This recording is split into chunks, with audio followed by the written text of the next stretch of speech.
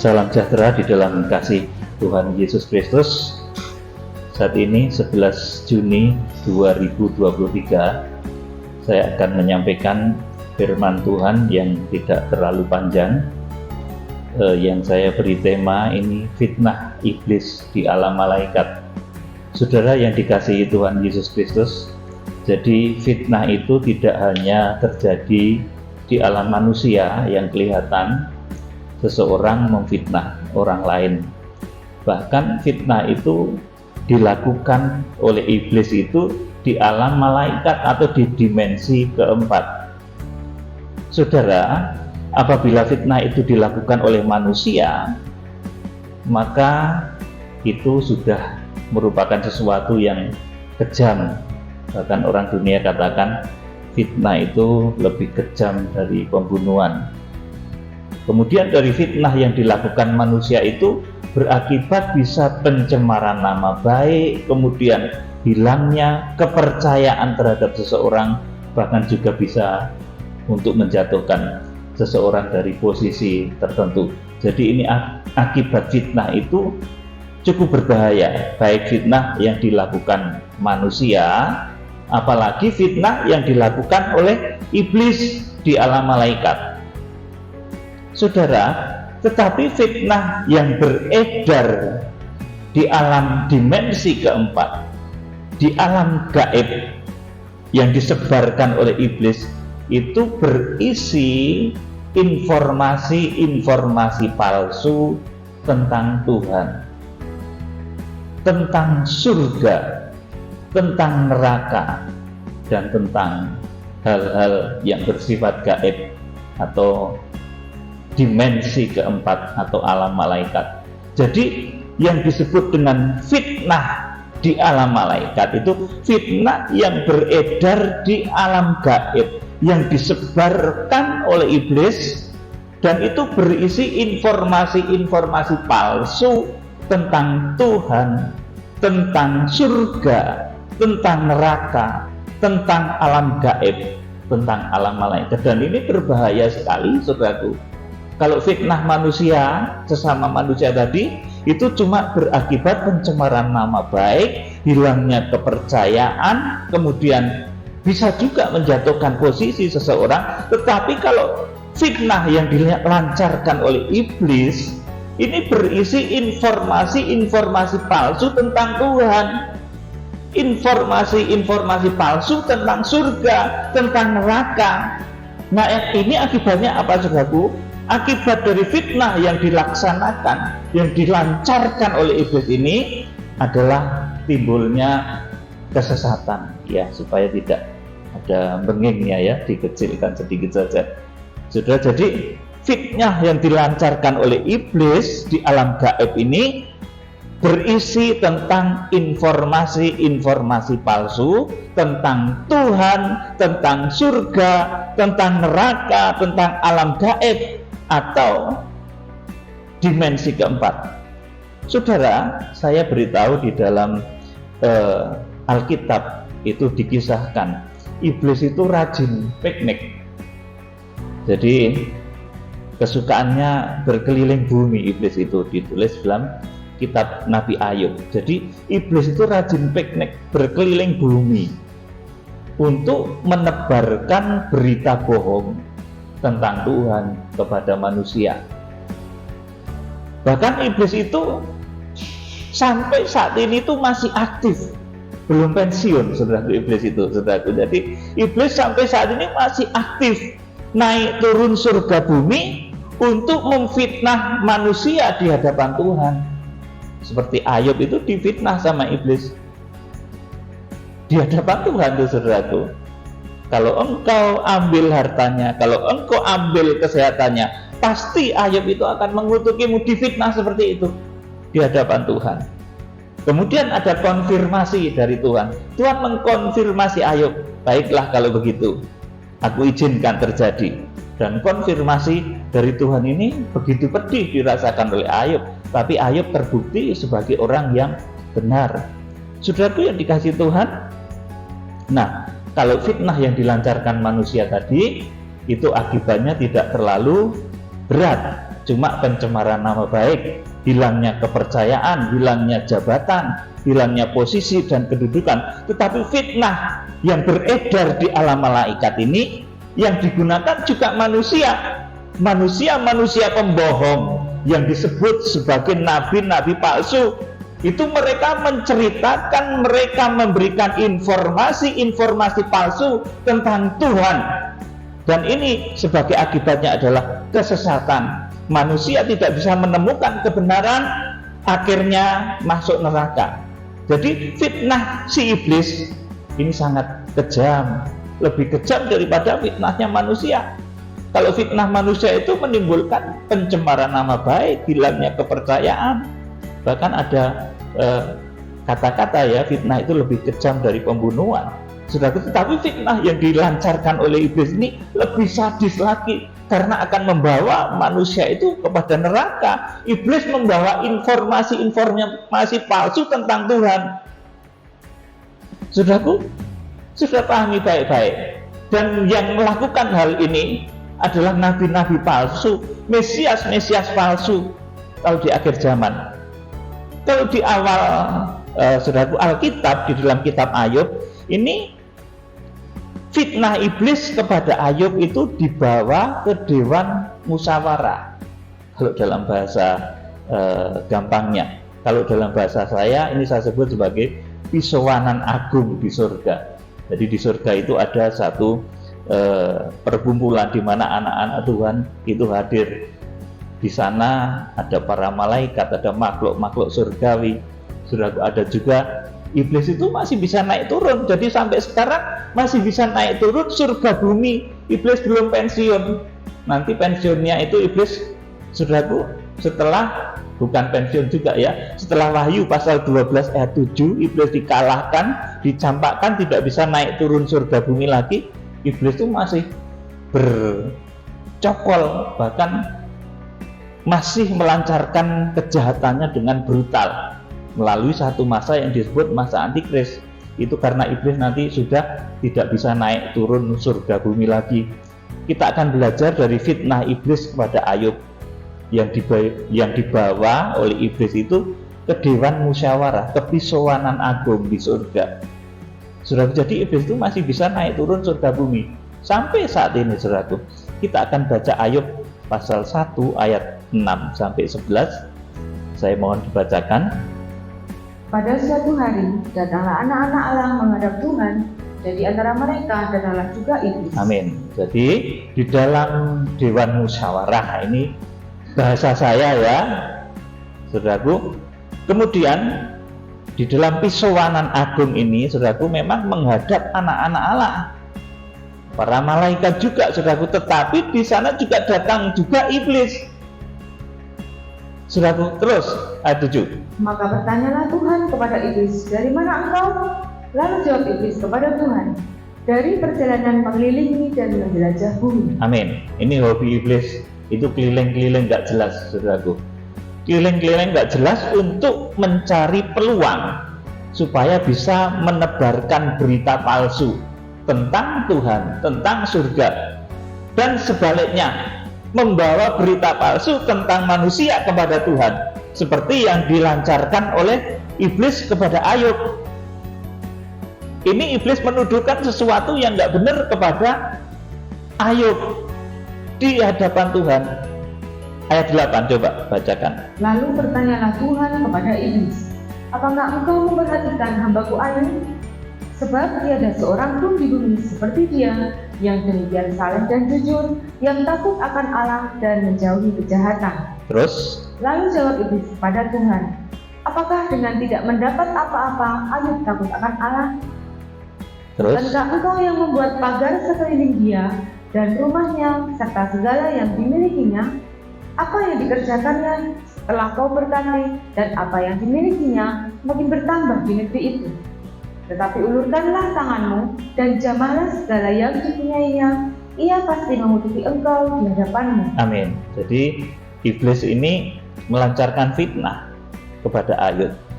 Tuhan, kalau engkau, di sini dikatakan Bukankah engkau yang membuat pagar sekeliling dia dan rumahnya, serta segala yang dimilikinya? Apa yang dikerjakannya telah kau berkati, dan apa yang dimilikinya makin bertambah di negeri ini. Tetapi ulurkan tanganmu dan jamalah segala yang dipunyainya. Ia pasti mengutuk engkau di hadapanmu. Jadi iblis ini memfitnah Tuhan. Kalau engkau mengambil kekayaannya, kalau engkau mengambil segala sesuatu yang dimilikinya, Ayub itu pasti enggak begitu. Ayub pasti akan mengutukimu. Kemudian diizinkanlah pencobaan terjadi, konfirmasi dari Tuhan terjadi.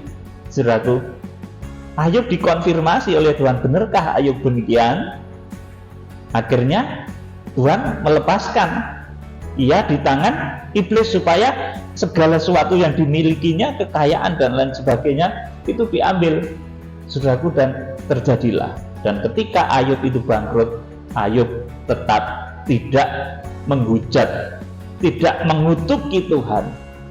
Saudaraku, jadi konfirmasi Tuhan itu kadang pedih ya saudaraku, ketika saudaraku manusia difitnah oleh iblis. Ayub jatuh miskin itu karena Tuhan ingin mengkonfirmasi Ayub. Kalau saudara sedang menghadapi masalah berat, jangan-jangan saudara itu sedang dikonfirmasi oleh Tuhan. Apakah kamu ini benar di hadapanku? Tuhan sedang mengkonfirmasi saudara.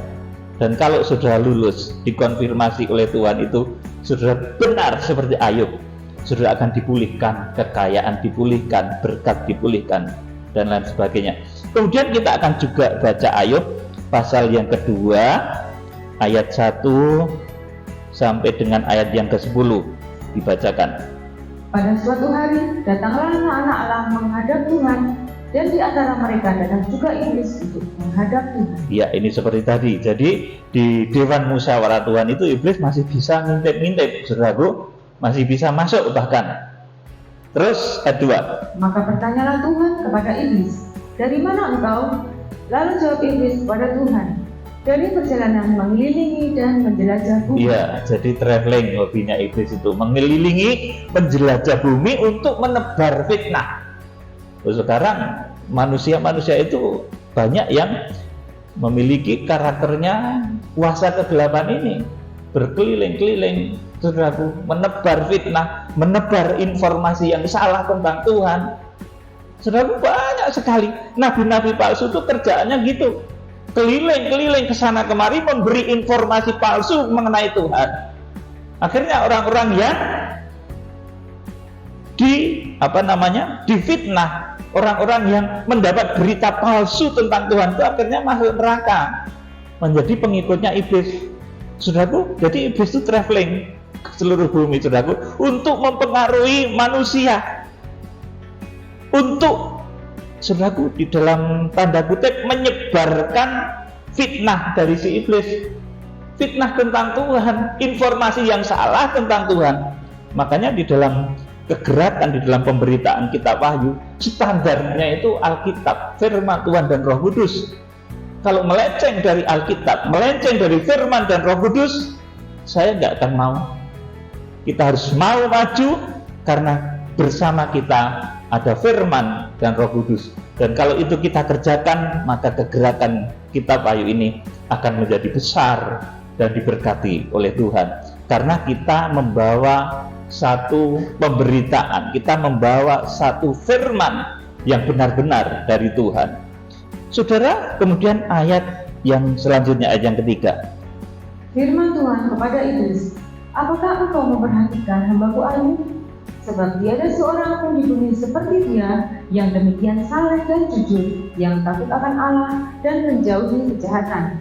Ia tetap tekun dalam kesalehannya, meskipun engkau telah membujuk aku melawan dia untuk mencelakakannya tanpa alasan. Iya, ketika Tuhan mengkonfirmasi Ayub bahwa Ayub itu, saudaraku, yang dituduh oleh iblis, kalau Ayub itu engkau ambil kekayaannya, pasti Ayub mengutuki Tuhan. Tetapi ternyata Ayub tidak.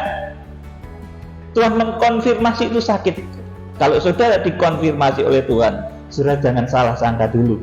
Kemudian ayat 4. Lalu jawab iblis kepada Tuhan, kulit ganti kulit, orang akan memberikan segala yang dipunyainya ganti nyawanya. Tetapi ulurkanlah tanganmu dan jamalah tulang dan dagingnya, ia pasti mengutuki engkau di hadapanmu. Terus Maka firman Tuhan kepada iblis, nah, ia dalam kuasamu, hanya sayangkan nyawanya. terus Kemudian iblis pergi dari hadapan Tuhan, lalu ditimpanya Ayub dengan bara yang busuk dari telapak kakinya sampai ke batu kepalanya. amin. Di sini dulu. Jadi yang kedua, setelah kekayaan, iblis itu masih nuduh lagi sama Ayub itu, saudaraku. Masih melancarkan satu fitnah lagi. Kalau Ayub itu kesehatan yang kau ambil, maka pasti Ayub mengutuki engkau, dan untuk itu Tuhan mengkonfirmasi Ayub lagi. Diizinkan Ayub itu sakit, saudaraku, dan sakitnya ini parah, saudaraku. Kemudian iblis pergi dari hadapan Tuhan, lalu ditimpanya Ayub dengan bara yang busuk dari telapak kaki sampai ke batu kepalanya. Saudaraku, mungkin anaknya atau istrinya ini menjadi jijik sama Ayub, saudaraku, karena dari ujung, di sini dikatakan dari telapak kaki sampai batu kepalanya itu tertimpa bara yang busuk. Ayat 8, ayo. Lalu Ayub mengambil sekeping beling untuk menggaruk-garuk badannya sambil duduk di tengah-tengah api. Terus Maka berkatalah istrinya kepadanya, masih bertekunkah engkau dalam kesalahanmu? Kutukilah Allahmu dan matilah. ya, Tetapi terus ya, tapi terus jawab Ayub kepadanya, engkau berbicara seperti perempuan gila. Apakah kita mau menerima yang baik dari Allah, tetapi tidak mau menerima yang buruk? Dalam kesemuanya itu, Ayub tidak berbuat dosa dengan bibirnya. amin, saudaraku. Jadi ini konfirmasi yang kedua dari Tuhan kepada Ayub. Itu badan Ayub diizinkan kena sakit penyakit yang menjijikkan, sampai istrinya Ayub itu malah yang akhirnya mengutuki Tuhan. Saudaraku, di sini dikatakan, masih bertekunkah engkau dalam kesalehanmu? Kutukilah Allahmu dan matilah. Saudaraku, kalau sekarang gitu ya sudah nggak sabar lagi, wes sedang mati wae, wes kaya ngono, saudaraku. Akhirnya kalau saudara membaca kisah-kisah ini selanjutnya, istrinya tuh pergi, saudaraku, entah kemana, saudaraku. Ya, Ayub itu jadi jomblo. Makanya saudara jangan menghindar orang yang jomblo. Siapa tahu dia itu sedang diproses seperti Ayub. Ya, saudaraku. Konfirmasi Tuhan itu seperti itu, saudaraku. Kadang pedih. Sudah yang dikasih Tuhan, iblis itu menghasut dan memberi informasi yang salah tentang manusia kepada Tuhan. Ini yang terjadi dulu pada Ayub. Dan di akhir zaman, iblis itu menghasut dan memberi informasi yang salah tentang Tuhan kepada manusia. Iblis bisa menyamar sebagai malaikat terang, bisa memberikan semacam ilham roh, kayaknya itu wahyu, tapi bukan. Kalau dituruti menyesatkan.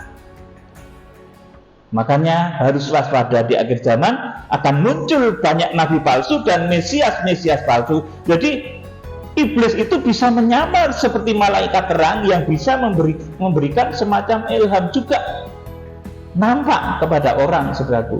Kemudian ngomong, cucuku, kamu harus begini. Tuhan tuh nggak pernah bilang kalau sama hambanya itu cucuku, saudaraku. Ya, anakku itu bisa, hambaku yang kukasih, tapi kalau cucuku itu tidak. Jadi pastikan kalau saudara didatangi satu makhluk di dalam dimensi keempat, meskipun itu mengeluarkan cahaya, mungkin cahayanya hijau, kuning gitu, terus bilang cucuku, saudaraku. Tuhan nggak pernah bilang cucuku ya, saudaraku, atau keponakanku, saudaraku, nggak ada ya. Dia selalu bilang anakku atau hambaku yang aku kasih. Saudara yang dikasih Tuhan, jadi iblis itu menghasut dan memberi informasi palsu mengenai Tuhan kepada manusia. Bisa menyamar sebagai malaikat terang, bisa memberi semacam ilham roh atau wahyu, dan bisa melakukan rupa-rupa keajaiban juga. Makanya nabi palsu di akhir zaman itu bisa menurunkan api dari langit. Digambarkan dalam satu ayat begitu, diceritakan dalam satu ayat. Kemudian manusia diberi ilham roh yang menyerupai pekerjaan nabi. Ilham roh yang membawa kesesatan itu bisa berupa bisikan hati yang dipengaruhi iblis, bisa juga lewat mimpi-mimpi palsu. Jadi tidak semua mimpi itu dari Tuhan. Saudaraku, ada mimpi-mimpi palsu, penglihatan palsu. Nanti kita akan baca dalam Yeremia pasal 23 ya saudaraku. Ada penglihatan palsu, mimpi-mimpi palsu. Jadi iblis itu bisa kasih mimpi dan penglihatan palsu. Mimpi-mimpi palsu, penglihatan yang menipu, itu adalah fitnah iblis kepada Tuhan. Jadi iblis itu merupakan bapa pembohong, bapa pemfitnah, membawa info-info keliru tentang Tuhan, informasi palsu tentang Tuhan. Pada kasus Ayub, maka iblis gagal karena iblis membawa fitnah tentang Ayub itu kepada Tuhan. Tuhan nggak bisa dibohongi. Nah, di akhir zaman, dalam kasus nabi-nabi palsu di akhir zaman yang tertulis dalam Matius pasal 24, itu iblis membawa fitnah tentang Tuhan kepada manusia. Nah, karena manusia itu banyak kelemahan, tidak seperti Tuhan, maka akhirnya di akhir zaman nanti akan banyak manusia yang masuk terjebak kepada fitnahnya iblis. Kalau di dalam bahasa yang kita kenal, fitnahnya si Dajjal ya. Itu bahasa lain ya saudaraku, dalam bahasa Arab itu seperti itu. Dalam kasus nabi-nabi palsu di akhir zaman yang tertulis dalam Matius pasal yang ke-24 itu, iblis membawa fitnah tentang Tuhan kepada manusia, membawa informasi palsu tentang Tuhan kepada manusia, sehingga nantinya banyak umat manusia itu akan terjatuh, bahkan menyeret sepertiga dari pelayan-pelayan Tuhan, hamba-hamba Tuhan yang sudah berkarakter bintang. Kalau sudah membaca di dalam Wahyu pasal yang ke-12 ayat yang ke-3 ya, di sana iblis itu menyeret sepertiga bintang di langit, ayat 3 dan ayat yang ke-4. Saudaraku, hamba-hamba Tuhan yang sudah berkarakter bintang itu artinya apa saudaraku?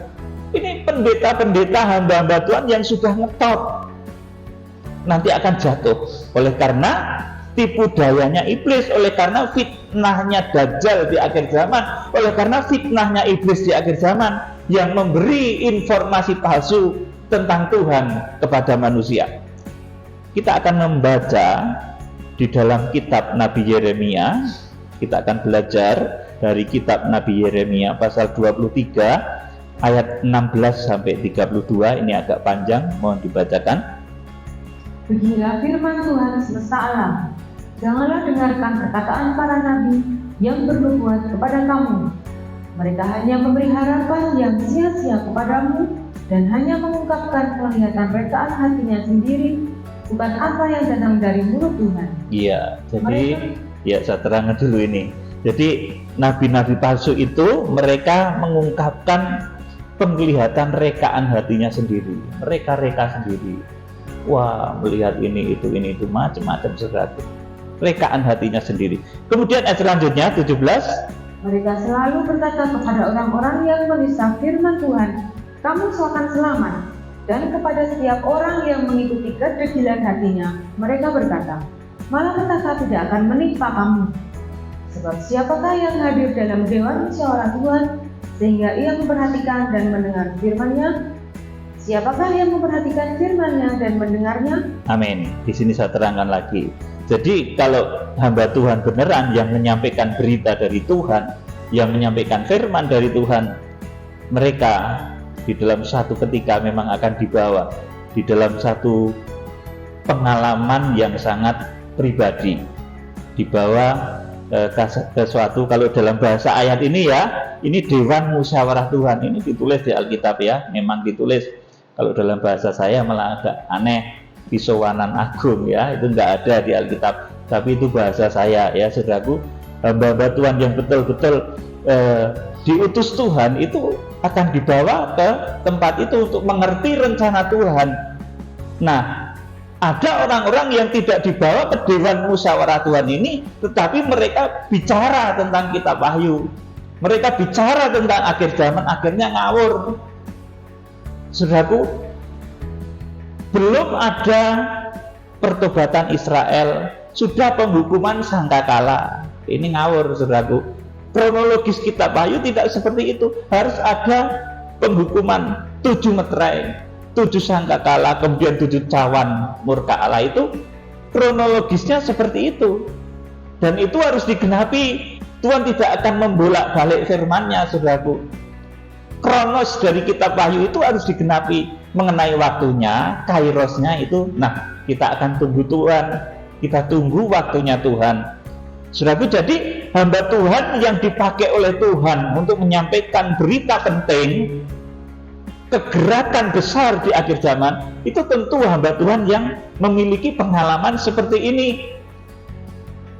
Ini memang ada ditulis di bawah di Dewan Musyawarah Tuhan. Ada orang yang mencibir, ini ayatnya mana Dewan Musyawarah kok kayak negara saja. Ada Dewan Musyawarahnya, saudara. Ini ditulis di Alkitab loh, saudaraku.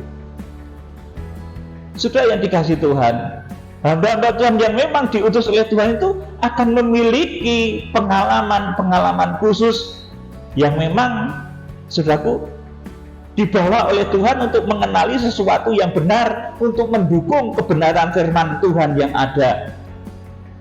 Jadi kalau sesuatu itu datangnya dari Tuhan, itu akan selalu seiring sejalan dengan firman Tuhan. Kalau Tuhan katakan akan terjadi penghakiman karena manusia sudah bejat akan dihukum, maka yang akan dihukum, saudaraku, tidak karena dia baik, saudaraku, dia sering kasih uang, dia sering kasih kebaikan, kemudian kita nggak mau ngomong kebenaran, saudaraku. Kita harus tetap ngomong kebenaran meskipun, saudaraku, itu pahit. Ayo ayat selanjutnya. Lihatlah, angin badai Tuhan, yakni kehangatan murka, telah keluar menyambar, angin puting beliung, dan turun menimpa kepala orang-orang fasik. Terus, murka Tuhan tidak akan surut sampai ia telah melaksanakan dan mewujudkan apa yang dirancangnya dalam hatinya. Pada hari-hari yang terakhir, kamu akan benar-benar mengerti hal itu. Terus, aku tidak mengutus para nabi itu, namun mereka giat. Aku tidak berfirman kepada mereka, namun mereka bernubuat. Amin. Jadi mereka tidak diundang di Dewan Musyawarah Tuhan itu, tapi mereka ngomong kitab Wahyu, ya akhirnya kacau, saudaraku. Kronologisnya tidak pernah jelas, saudaraku. Malah membingungkan orang, saudaraku. Sebab kalau orang itu memahami kitab Wahyu dengan sungguh-sungguh, dari orang yang dibawa ke Dewan Musyawarah Tuhan, maka kronologisnya itu akan jelas, urutan peristiwanya. Nanti akan ada 2 tahun penyucian, saudaraku, penyucian pendamaian, di mana kemarin saya sampaikan di Fellowship Jakarta betapa dahsyatnya penyucian pendamaian itu. Kemudian akan ada kegerakan kuda putih yang memakan waktu 9 bulan, kemudian akan ada masa kandungan gereja Tuhan yang ini menggenapi nubuatan dahulu. Maria mengandung Tuhan Yesus, kemudian melahirkan Tuhan Yesus, kepala gereja. Nah, di Wahyu pasal 8 itu juga masa kandungan gereja Tuhan, dan nanti akan melahirkan seorang anak laki-laki yang akan menggembala segala bangsa dengan gada besi. Itu gereja melahirkan orang-orang sempurna, lahirnya tubuh Kristus. Kemudian setelah itu, saudaraku, akan terjadi masa antikris yang dahsyat luar biasa. Saudara, jadi para nabi yang tidak diutus Tuhan, mereka tidak diutus Tuhan, tetapi mereka menyampaikan informasi yang keliru mengenai Tuhan. Ini fitnah terhadap Tuhan, saudaraku. Fitnah di alam malaikat itu seperti itu. Nanti akan menjadikan munculnya nabi-nabi palsu dan mesias-mesias palsu. Ini roh fitnah kepada Tuhan itu seperti itu. Sedikit-sedikit bernubuat padahal tidak disuruh Tuhan. Itu memunculkan nabi palsu, saudaraku. Makanya kita harus berhati-hati. Kemudian ayat selanjutnya 22. Karena mereka hadir dalam Dewan Musyawarahku, niscayalah mereka akan mengabarkan firman-Ku kepada umat-Ku, membawa mereka kembali dari tingkah langkahnya yang jahat dan dari perbuatan-perbuatannya yang jahat. Terus, masakah aku ini hanya Allah yang dari dekat? Demikianlah firman Tuhan, dan bukan Allah yang dari jauh juga. Sekiranya ada seseorang yang menyembunyikan diri dalam tempat persembunyian, masakan aku tidak melihat dia? Demikianlah firman Tuhan. tidakkah aku memenuhi langit dan bumi? Demikianlah firman Tuhan. Aku telah mendengar apa yang dikatakan oleh para nabi yang bernubuat palsu demi namaku dengan mengatakan, bernubuat palsu demi nama Tuhan. Terus aku telah bermimpi. Terus? Sampai bila mana hal itu ada dalam hati para nabi yang bernubuat palsu dan yang menubuatkan tipu rekaan hatinya sendiri, yang merancang membuat umatku melupakan namaku dengan mimpi-mimpinya yang mereka ceritakan seorang kepada seorang, sama seperti nenek moyang mereka melupakan namaku oleh karena Baal. Terus Nabi yang beroleh mimpi, biarlah menceritakan mimpinya itu, dan nabi yang beroleh firmanku, biarlah menceritakan firmanku itu dengan benar. Apakah sangkut paut jerami dengan gandum? Demikianlah firman Tuhan. Terus Bukankah firmanku seperti api? Demikianlah firman Tuhan. Dan seperti palu yang menghancurkan bukit batu. Sebab itu sesungguhnya aku akan menjadi lawan para nabi. Demikianlah firman Tuhan yang mencuri firmanku masing-masing dari temannya. sesungguhnya aku akan menjadi lawan para nabi, demikianlah firman Tuhan, yang memakai lidahnya sewenang-wenang untuk mengutarakan firman ilahi. Terus Sesungguhnya aku akan menjadi lawan mereka yang menubuatkan mimpi-mimpi dusta. ya, mimpi-mimpi dusta itu yang ditiupkan oleh iblis, saudaraku. Jadi mimpi-mimpi dusta, visi-visi dusta, saudaraku, yang ditiupkan oleh iblis seolah-olah dapat wahyu padahal bukan. Itu nanti akan muncul di akhir zaman, orang-orang yang ngaku dapat mimpi, orang-orang yang ngaku dapat wahyu, saudaraku. Padahal itu bukan dari Tuhan, itu fitnahnya iblis untuk menciptakan nabi-nabi palsu, untuk menciptakan Mesias-Mesias palsu di akhir zaman. Dan kalau dituruti itu tidak benar nantinya, pasti nggak akan terjadi.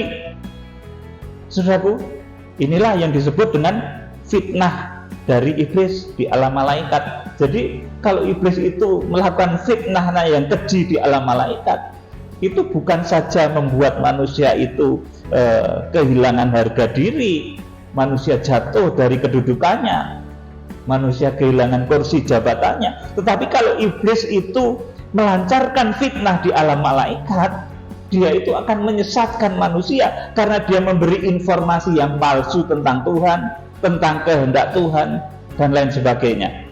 Ya, terus dibaca. Demikianlah firman Tuhan, dan yang menceritakannya serta menyesatkan umatku dengan dustanya dan dengan bualnya. Aku ini tidak pernah mengutus mereka dan tidak pernah memerintahkan mereka. Mereka sama sekali tidak berguna untuk bangsa ini. Demikianlah firman Tuhan. Amin. Jadi di akhir zaman ini akan muncul nabi-nabi palsu, Mesias palsu. Mereka adalah manusia-manusia yang hatinya itu terhasut dan percaya pada ilham, mimpi, penglihatan yang diberikan oleh iblis. Jadi iblis itu juga memberikan ilham, mimpi, dan penglihatan, saudaraku. Makanya hati-hati. Sesuatu yang dari Tuhan itu pasti ditandai dengan kebenaran, kekudusan, dan keakuratan. Tetapi sesuatu yang merupakan ilham roh iblis, mimpi palsu, penglihatan yang diberikan oleh iblis, itu pasti bohong. Karena iblis itu melakukan kebohongan dari semulanya. Iblis itu bapa pendusta. Kita akan membaca Matius pasal 24 ayat 23 sampai 26. Matius 24 ayat 23 sampai 26. Pada waktu itu, jika orang berkata kepada kamu, lihat, Mesias ada di sini, atau Mesias ada di sana, jangan kamu percaya. Sebab Mesias-Mesias palsu dan nabi-nabi palsu akan muncul, dan mereka akan mengadakan tanda-tanda yang dahsyat dan mujizat-mujizat, sehingga sekiranya mungkin mereka menyesatkan orang-orang pilihan juga. 25. Camkanlah, aku sudah mengatakannya terlebih dahulu kepadamu. Jadi, apabila orang berkata kepadamu, lihat, ia ada di padang gurun, janganlah kamu pergi ke situ. Atau, lihat, ia ada di dalam bilik, janganlah kamu percaya.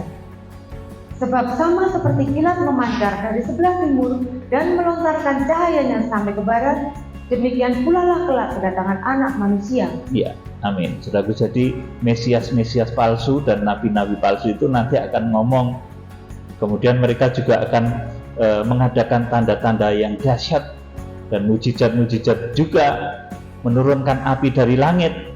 Padahal yang disampaikan oleh Mesias-Mesias palsu itu adalah informasi yang salah mengenai Tuhan.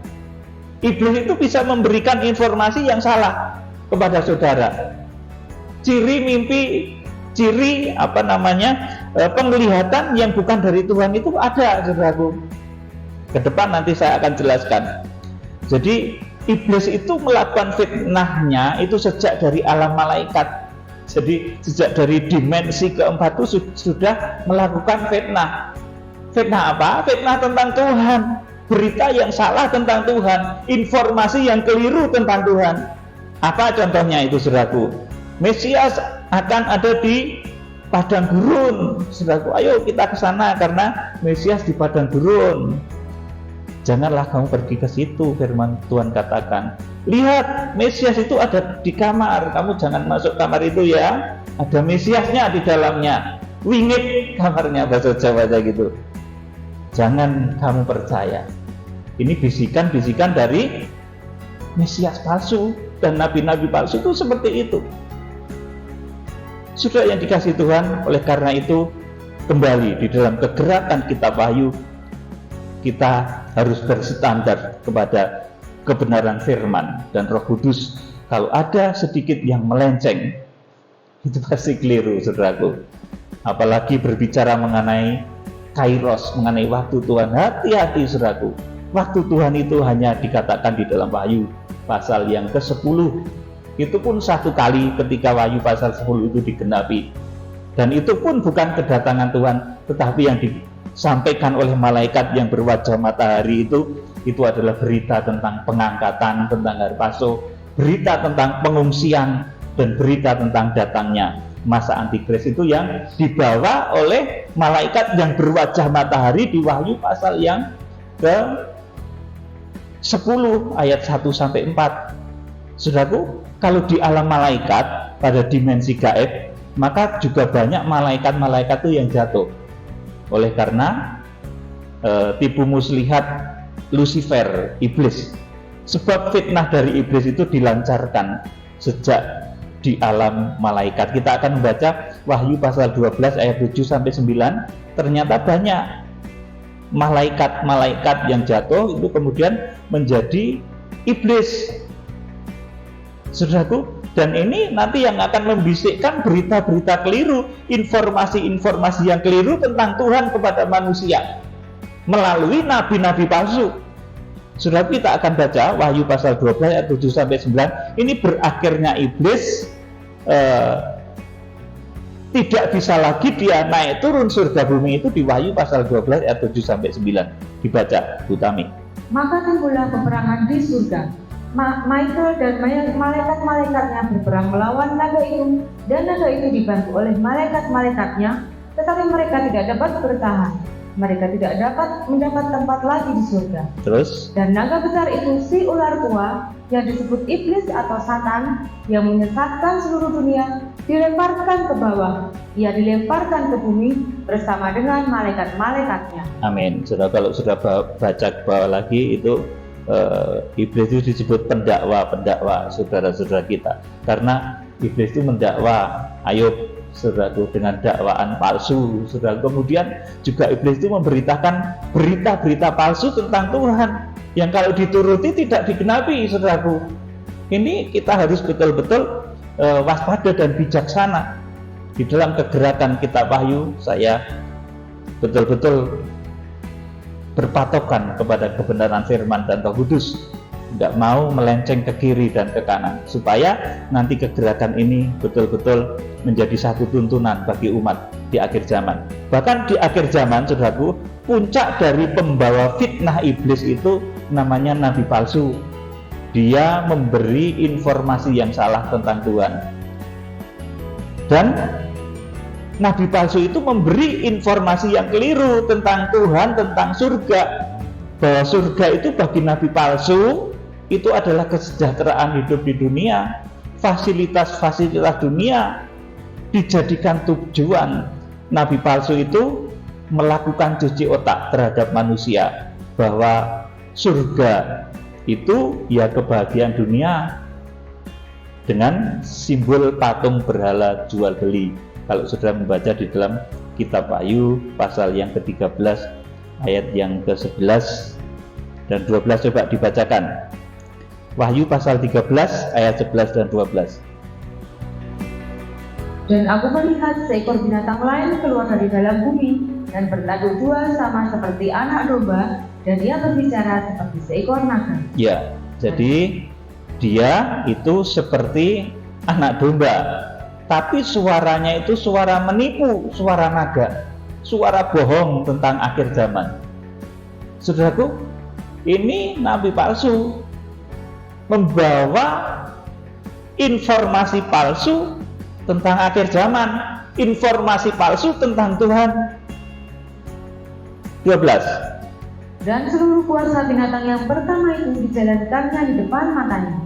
Dia menyebabkan seluruh bumi dan semua penghuninya menyembah binatang pertama yang luka parah di belasnya. Amin. Ini puncak dari fitnahnya iblis. Itu nanti di bumi akan hadir, akan muncul pemimpin tunggal dunia yang sangat sadis dan kejam, yang namanya dalam bahasa Alkitab itu disebut sebagai antikris, tetapi kalau di dalam bahasa Arab itu disebut dajjal, ya saudaraku. Ini beda bahasa saja, saudaraku. Dan fitnahnya si antikris atau si dajjal itu sungguh keji, saudara, karena bukan hanya menjatuhkan manusia dari jabatannya, bukan hanya mencemarkan nama baik, tetapi akan membawa manusia itu kepada neraka kekal.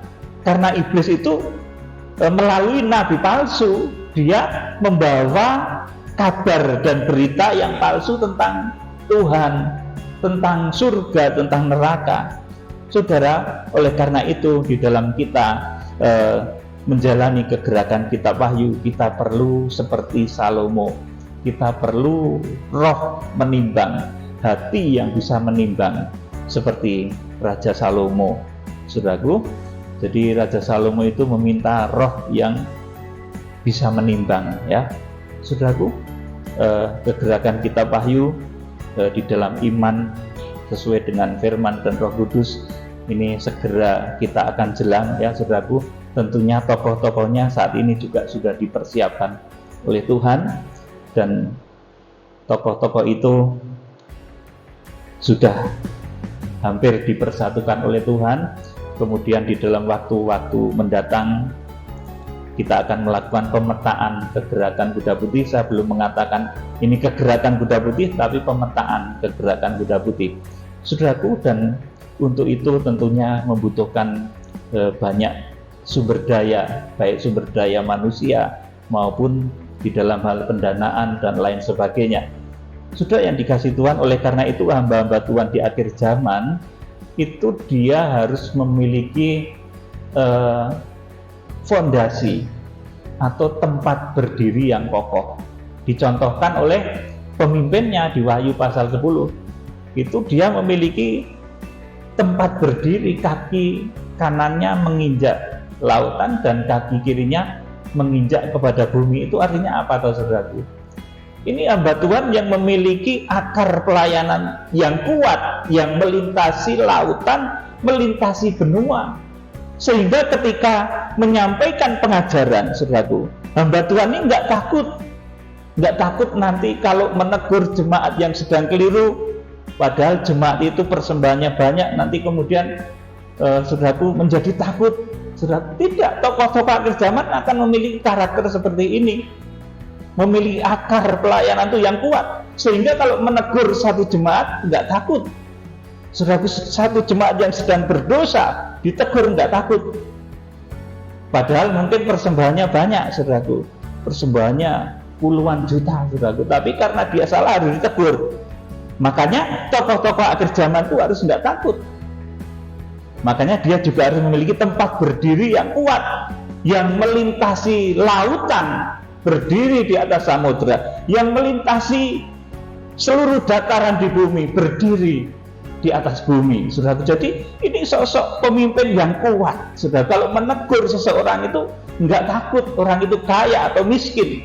Saudara, saya beri kesaksian, saya itu menegur orang yang keliru, Saudaraku, memang salah. Saya tegur tentang kitab Wahyu, padahal persembahannya banyak, saudaraku, 25 juta, 50 juta, tapi salah dia, melakukan kekeliruan. Saya tegur, persembahannya dihentikan. Orang apa, saudaraku? Kakiku kuat, ditopang oleh Tuhan. Dia tidak persembahan, yang lain persembahan, saudaraku. Dan nanti tokoh-tokoh kegerakan semuanya akan dilengkapi Tuhan seperti itu. Ketika menegur jemaat yang berdosa, meskipun itu jemaat yang kaya, kalau dia keliru, saudaraku, ya ditegur, saudaraku. Nggak perlu takut, karena engkau memiliki kaki yang lain. Pelayananmu itu, saudaraku, melintasi lautan. Kaki kananmu itu menginjak lautan, dan kaki kirimu itu menginjak daratan. Pelayanan itu melintasi lautan dan melintasi pulau, enggak apa-apa. Orang kaya salah ditegur, karena penyucian pendamaian di akhir zaman itu enggak pandang dulu orang kaya ataupun orang miskin. Kalau salah ya harus ditegur. Saudaraku, kalau sudah benar ya jangan dipuja-puja, nanti jatuh. Saudaraku, jadi kalau saudara ketemu orang yang sudah benar, sudah baik, itu jangan kemudian dipuja-puja, nanti jatuh, ya. Orang yang dipuja-puja, cara yang paling mudah untuk menjatuhkan orang itu dengan memuji, loh, saudaraku. Wah, dipuji, oh kamu itu hebat sekali, penuh hikmat dan makrifat, saudaraku. Wah, kamu itu bisa melakukan ini itu macam-macam. Benar dipuji-puji gitu malah jatuh nanti, saudaraku. Terjadi pengkultus individuan, yang mengkultuskan jatuh, yang dikultuskan pun jatuh. Saudaraku yang dikasih Tuhan, jadi kita perlu hikmat dan makrifat, roh menimbang seperti Raja Salomo.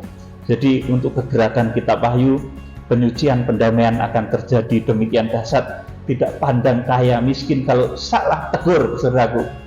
Hamba-hamba Tuhan yang bergerak dalam kegerakan kitab Wahyu akan diberi kekuatan, fondasi pelayanan yang kuat. Dia akan menginjakkan kaki kanannya di atas lautan dan kaki kirinya di atas daratan. Pelayanan akan melintasi lautan dan benua.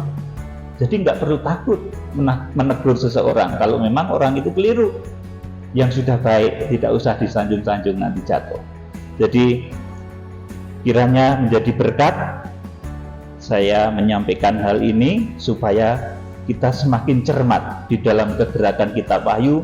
Kalau kita ngomong tentang firman Tuhan, itu harus dasarnya betul-betul Alkitab. Dan kalau kita melakukan satu nubuatan, itu kita harus benar-benar disuruh oleh Tuhan, sehingga nubuatan-nubuatan yang kita sampaikan itu tidak meleset. Kiranya Tuhan Yesus Kristus memberkati.